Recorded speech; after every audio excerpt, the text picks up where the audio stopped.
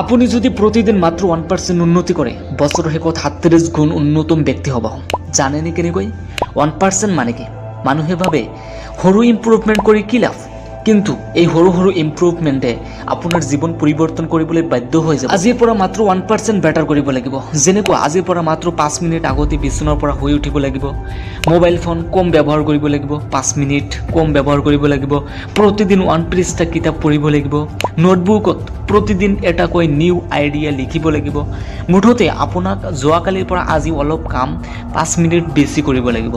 এইবোৰ সৰু সৰু ষ্টেপ নহয়, কম্পাউণ্ড গ্ৰথ, পাৱাৰ হাউচ। যিকোনো এটা স্কিল, যিকোনো এটা বিষয়ত অলপ বেছি কৰিব লাগিব। আপুনি এবছৰৰ পিছত নিজক এটা ডাঙৰ ছাকচেছ দেখিব পাৰিব। এইটো আপুনি বুজিব পাৰিব। মানুহে ক'ব, তুই কেনেকৈ শিকিলি এইবোৰ আৰু কৰিলি কেনেকৈ, মোক অলপমান শিকাই দিয়া। তেতিয়া আপোনাৰ কনফিডেন্সটো বাঢ়িব আৰু আপুনি 1% মানুহৰ লিষ্টত পৰি যাব, আপুনি গমেই নাপাব।